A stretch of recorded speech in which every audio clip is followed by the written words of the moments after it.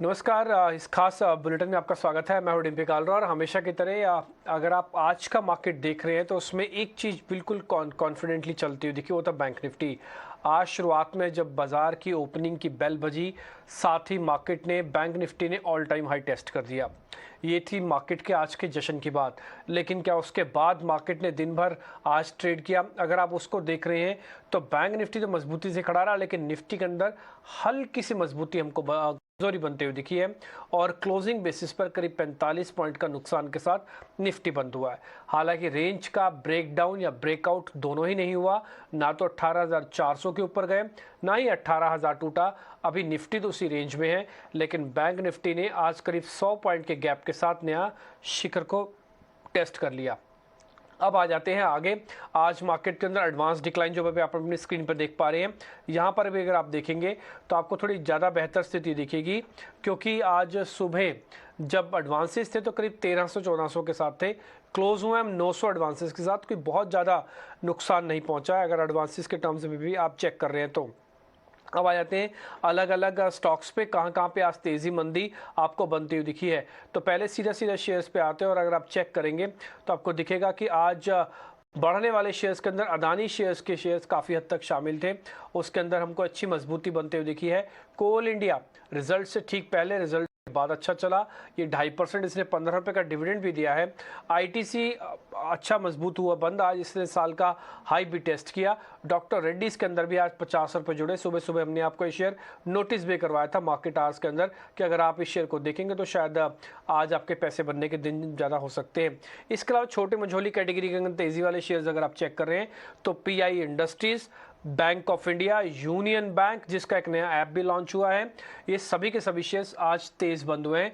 ये छोटे मझोले शेयर्स की कैटेगरी है। एक बेरिंग बनाने वाली कंपनी एसकेएफ इंडिया, ये भी आज 6% ऊपर जाके बंद हुआ है। आ जाते हैं लूजर्स की कैटेगरी में, आज कमजोर कौन से थे? तो अगर आज आप निफ्टी को देख रहे हैं तो आप निफ्टी के अंदर फिर से हिंडाल्को के अंदर कमजोरी आ गई। मेटल शेयर्स के अंदर जो पुल बैक आ रहा है बेहद बेहद कमजोर पुल बैक है, आता है वापस गुम हो जा रहा है। खासकर हिंडाल्को के अंदर तो ज़्यादा ही नोटिस हो रहा है। पावर ग्रिड भी टूटा, Divi's lab third day in fact back to back, आज भी इसमें 115 रुपये खाली हो गए, 3% ये टूटा। टेक महिंद्रा भी आज नुकसान के साथ ही बंद हुआ। टिपिकली ज़्यादातर आईटी कंपनीज आपको अभी भी प्रॉफिट बुकिंग के मूड में या तो साइडवेज हो चुके हैं, इसमें इंटरेस्ट नहीं है। आते हैं छोटे मझोले शेयर्स जो आज कमज़ोर हुए हैं, उसमें अगर आप देखेंगे तो आज आपको लाल पैथलैब, पोस्ट नंबर्स, ये शेयर बहुत तेज़ी से टूटा। जुबलेंट फूडवर्क मार्जिन्स की दिक्कत आई तो शेयर डेज लो पे जाके बंद हुआ।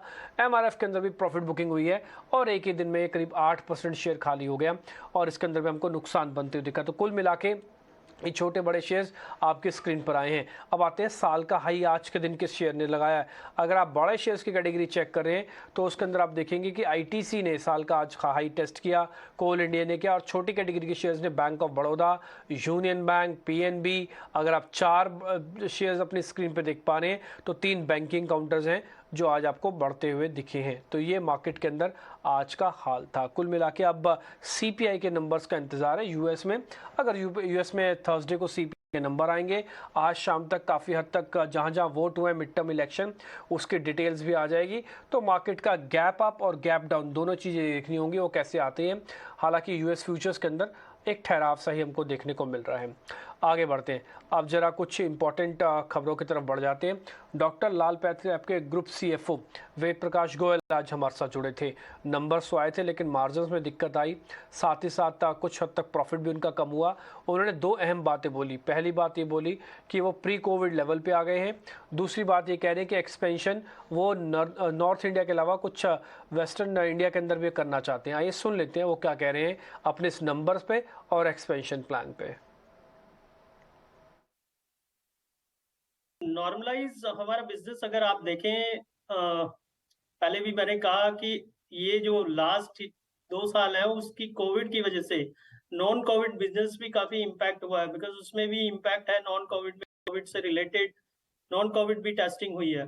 सो वो क्वार्टर ऑन क्वार्टर आपको फ्लक्चुएशन दिखेगा। The right way of looking is जो सिक्वेंशियल ग्रोथ है, और आप देखें इस क्वार्टर में हमारी सिक्वेंशियल ग्रोथ करीब 7% की है। ओवरऑल ग्रोथ भी Y O Y and Q on Q भी हमारी 7% की ग्रोथ है। मोर इम्पोर्टेंटली देखेंगे हमारा अबिडा मार्जिन जो है और पैट मार्जिन है 20 से 25%, 20% नॉर्मलाइज अबिडा मार्जिन सिक्वेंशली ग्रो किया है और पैट भी हमारा लगभग 25% से सिक्वेंशली ग्रोथ किया है। जहां तक बिजनेस नॉर्मलाइज की बात है तो आप हम देखेंगे हमारा जो पिछला प्री कोविड 18, 19, 20 में जो क्वार्टर ऑन क्वार्टर ट्रेंड थे उसी ट्रेंड में लगभग हम आ गए हैं। तो मेरा कहना है कि normalise business pre Covid level पे जो था वो कहीं ना कहीं हम अचीव कर चुके हैं। ठीक है, ये आप डॉक्टर लाल पैथलैब के सीएफओ थे मिस्टर वेद प्रकाश गोयल, बता रहे थे कंपनी के एक्सपेंशंस के बारे में। एक और चीज़ मार्केट के अंदर अच्छे से रिकवर हो रही है बाजार के साथ, वह है रुपया एक समय था जब 83 के दहलीज पे पहुंचा था, लेकिन एक ही हफ्ते के अंदर काफ़ी स्मार्ट रिकवरी इसके अंदर आई है डॉलर के मुकाबले। और अगर आप डॉलर इंडेक्स देखेंगे जिसको हम डिक्सी कहते हैं, वो डॉलर के मुकाबले जो इमर्जिंग करेंसीज होते हैं उसका टिपिकल इंडाइसिस होता है, वो भी कमज़ोर हुआ है। इसका मतलब ये है कि दूसरी जो इमर्जिंग करेंसीज हैं वो अपने आप में स्ट्रांग हो रही हैं। भारत सबसे कम गिरने वाली करेंसीज में से एक था। कितना मजबूत हुआ है भारत का रुपया, ये ऐसा क्यों हुआ, इसके पीछे की वजह क्या है, बताने के लिए मेरे सहयोगी विश्वमोहन मेरे साथ जुड़ चुके हैं। विश्वमोहन, एक बार ज़रा बताइए, डॉलर रुपी की जो इक्वेशन है उसमें अब रुपया कितना मजबूत हो गया? देखिए, एक तो मिड टर्म इलेक्शन जो यूएस में था उस वजह से भी यहाँ पे वॉलेटिलिटी थी और डॉलर में नरमी दिख रही थी। 109 के आसपास डॉलर इंडेक्स फिसल कर आ गया है। उससे भी यहाँ पर रुपया ही नहीं, एशिया की जितनी भी करेंसी है, युआन को अगर छोड़ दे तो सभी करेंसी में मजबूती दिख रही है। दूसरी तरफ खबर ये आ रही है, सोर्सेस ये बता रहे हैं कि दिसंबर और फरवरी की जो आरबीआई की जो बैठक होगी, एमपीसी की बैठक होगी, वहाँ पर ब्याज दरें बड़े मार्जिन के साथ बढ़ाए जा सकते हैं। तो एक जो गैप हो गया था यूएस फेड में ब्याज दरों में बढ़ोतरी की और आरबीआई की तरफ से जिस तरह से दरें बढ़ाई जा रही थी, उस गैप को कम करने की कोशिश की जा रही है। और महंगाई को लेकर भी ये अनुमान है कि महंगाई जो आरबीआई का टारगेट है उससे ऊपर ही रहेगा। ऐसे में आरबीआई का रुख आगे भी सख्त रह सकता है। दूसरी तरफ फेड के रुख में नरमी की उम्मीद की जा रही है। तो तमाम ऐसे फैक्टर्स है जो डॉलर पे अब धीरे धीरे दबाव बना रहे हैं और रुपए में यहाँ से मजबूती दिख रही है। और यही वजह थी कि आज भी करीब करीब आधे से पौना % की मजबूती दिखी है और 81 रुपये 44 पैसे के आसपास आज रुपया बंद हुआ है।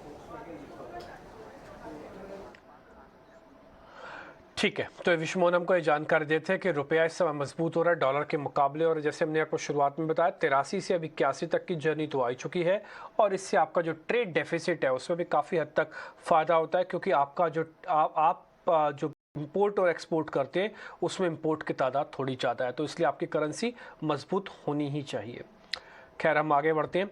इस बीच निफ्टी बैंक ने आज रिकॉर्ड स्तर बनाए। आज खुलते ही बैंक निफ्टी ने 41,940, जो कि पुराने हाई से करीब 100 पॉइंट ऊपर है, वो पहला टिक दिखाया और वो हाई भी टेस्ट किया। लेकिन इस बीच में कौन कौन से शेयर ऐसे थे जिसने बैंक निफ्टी को सहारा दिया, बैंक निफ्टी जब से लिस्ट हुआ है एनएससी पर उसने कितना रिटर्न दिया, ये सारी जानकारी मेरे सहयोगी शरद आपको दे रहे हैं। शरद, एक बार जरा बताएं आप। जी बिल्कुल, निफ्टी बैंक जो है अपनी लाइफ टाइम हाइस को टच किए है और लगभग 40 गुना रिटर्न आया है 2000 से अगर जोड़े तो। अगर 2000 में बात करें तो लगभग 1000 की जो लेवल्स थे, इंडेक्स लेवल्स, तब से स्टार्ट हुई है, वहाँ से जो शुरुआत हुई है थोड़ी फ्लैटिश ज़रूर थी शुरुआत में, लेकिन अब देखिए कितना बड़ा है और ऑलमोस्ट 4000% रिटर्न से ज़्यादा जो है निफ्टी बैंक ने दिया है।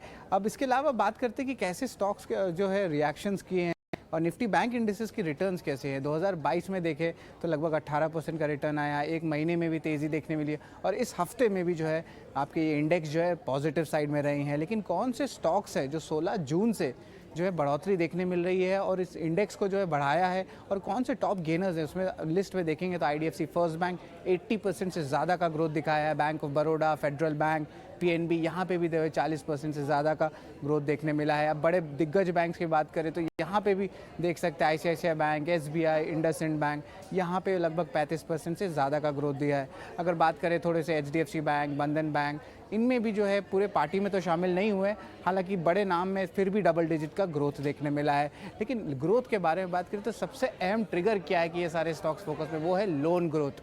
अब लोन ग्रोथ पे हम फोकस करेंगे कि जो लगातार बढ़ोतरी देखने मिल रही है उसके कारण क्रेडिट जो ग्रोथ है उसमें भी जो है एक अच्छी इम्पैक्ट पड़ी है। उसके कारण आप देख सकते हैं हर महीने जो मंथ ऑन मंथ बेसिस एक अच्छी ग्रोथ देखने मिल रही है। सितंबर में लगभग 17% का लोन ग्रोथ देखने मिला है। अब तो बात हुई लोन ग्रोथ की जो ट्रिगर है, लेकिन वैल्यूएशंस क्या है? 16 जून से हमने वैल्यूएशंस के आंकड़े लिए और इसमें हमने देखा है कि आपके जो बैंकिंग स्टॉक्स है उस पर कैसे इंप्रूवमेंट देखने मिला है। ऑफकोर्स जो प्राइस टू बुक वैल्यूएशन होती है उस पर हम मूवमेंट देखते हैं और आप यहाँ पे देख सकते हैं IDFC फर्स्ट की वैल्यूएशंस लगभग 2 गुना हो गई है। फेडरल बैंक का 50% बढ़ गया है और अन्य बैंक्स में भी जो एक अच्छी तेज़ी देखने मिली है। लगभग 20 से लेकर 30% तक का जो है वैल्यूएशंस का ग्रोथ आपके लोअर रंग PSU बैंक्स में भी देखने मिला है और आज के दिन के ट्रेड में भी PSU बैंक्स बहुत स्ट्रॉन्ग बज़ कर रहे हैं। ठीक है शरद, ये सारा डाटा को कंपाइल करके लेके आए हैं कि 4000% का रिटर्न यानी कि 40x आपको रिटर्न दिया अगर आप निफ्टी ने सिर्फ 20 साल पहले आपने पैसा लगाया होता तो, यानी जो आपका 1000 रुपया है आज वो करीब 41,000 रुपये हो गए होते। खैर आगे बढ़ते हैं। अब जरा ये चेक कर लेते हैं कि आज PI इंडस्ट्रीज के अंदर ऐसा क्या हो गया कि शेयर को 10% चलना पड़ा। आज शेयर 10% चला, सुबह से काफ़ी मजबूत था। रिजल्ट तो आया लेकिन रिजल्ट के साथ में और क्या मैनेजमेंट ने बोल दिया ऐसा कि शेयर 10% ऊपर आ गया। वमाक्षी मेरी सहयोगी मेरे साथ है, वो आपको इसकी सारी डिटेल दे रही है। वमाक्षी आप बताएं प्लीज़। जी बिल्कुल, अच्छे सेट ऑफ नंबर्स के चलते PI इंडस्ट्रीज फोकस में है। हम देख रहे हैं स्टॉक ने आज काफ़ी अच्छा अपमूव दिखाया है और आइए नंबर्स को ब्रेक डाउन कर लेते हैं। तो अगर हम देखें दोनों नंबर्स को ईयर ऑन ईयर और सिक्वेंशियल बेसिस पर काफ़ी अच्छी ग्रोथ कंपनी ने की है। आय से शुरुआत करेंगे तो यहाँ पर हमने देखे करीब 31% ईयर ऑन ईयर ग्रोथ और करीब 15% की quarter on quarter growth. Net profit की बात करें तो 335 करोड़ पर कंपनी ने रिपोर्ट किया है और ईयर ऑन ईयर बेसिस पर करीब 46% ग्रोथ देखने मिली है। इवन सिक्वेंशियली हम देखें तो 28% की क्वार्टर ऑन क्वार्टर ग्रोथ हमने नजर आई है। EBITDA मार्जिन्स भी बढ़े हैं कंपनी के, 21.6% थे पिछले साल के दूसरे तिमाही में और अब वो बढ़कर हो गए हैं 24.4%। मेनली फेवरेबल प्रोडक्ट मिक्स और ऑपरेटिंग लेवरेज के चलते हमने ये एक्सपेंशन देखा है। तो ऐसे कौन से दूसरे फैक्टर्स थे जिसके चलते कंपनी का इतना अच्छा प्रदर्शन रहा है? तो अगर हम देखें दोनों ही डोमेस्टिक और एक्सपोर्ट सेगमेंट में कंपनी का काफ़ी अच्छा ग्रोथ नज़र आया है। अगर डोमेस्टिक सेगमेंट की बात करें तो यहाँ पे 36% ईयर ऑन ईयर ग्रोथ देखने मिला है। नए लॉन्च ब्रांड्स के चलते उनका परफॉर्मेंस डोमेस्टिक फ्रंट पर काफ़ी अच्छा रहा है। वॉल्यूम ग्रोथ करीब 31% की देखने मिली है और प्राइस ग्रोथ करीब 5% की थी। एक्सपोर्ट सेगमेंट्स भी पीछे नहीं हटा है, 30% ईयर ऑन ईयर बेसिस पर यहाँ पर ग्रोथ देखने मिली है। वॉल्यूम्स एक्सपोर्ट वॉल्यूम्स में करीब 25% ग्रोथ देखी है और फेवरेबल प्राइस और करेंसी के चलते हमने करीब 4% की ग्रोथ देखी है। ऑर्डर बुक की बात करें तो वो भी बढ़ा है, 1.4 बिलियन पर था और अब वो हो गया है 1.8 बिलियन $। तो ओवरऑल अच्छे set of numbers, volume led growth और इसी के चलते PI इंडस्ट्रीज फोकस में है। ठीक है वमाक्षी, बहुत बहुत शुक्रिया, थैंक यू वेरी मच आज ये बताने के लिए कि 10% PI इंडस्ट्रीज क्यों चला। खैर इस कार्यक्रम को वाइंड अप तो कर रहे हैं लेकिन नीचे आप टिकर पर एक अहम नंबर्स देख पा रहे होंगे जो कि टाटा मोटर्स के हैं। टाटा मोटर्स के नतीजे आ गए हैं। जो घाटा, हालांकि हम एक्सपेक्ट करते घाटा ही आएगा लेकिन घाटा 655 करोड़ का आना चाहिए था, घाटा आया है 940 करोड़ का। शेयर थोड़ा चला हुआ है, घाटा 940 करोड़ का आया, हमारा अनुमान था 655 करोड़ का। इसमें 3 चीज़ें ज़रूर चेक कीजिएगा, अभी नंबर्स आ रहे हैं इसलिए मैं धीरे धीरे करके आपको बताता हूँ। पहला, एक तो ये प्रॉफिट वाला नंबर्स, ये तो उम्मीद के मुताबिक नहीं है। दूसरा, इसके अंदर आप मार्जिन चेक कीजिएगा, करीब 10% के मार्जिन आने चाहिए थे जो हमारा अपना अनुमान है, 6% से बढ़कर 10%। अगर वो नहीं आते तो दूसरी प्रॉब्लम आएगी। तीसरा, इनका जो टोटल नंबर्स हैं उसके अंदर जैगुआर वगैरह का हिस्सा अलग से आपको चेक करना होगा।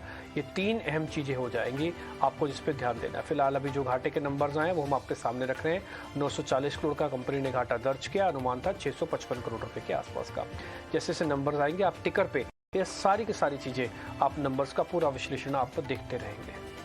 फिलहाल इस कार्यक्रम से इतना ही, नमस्कार।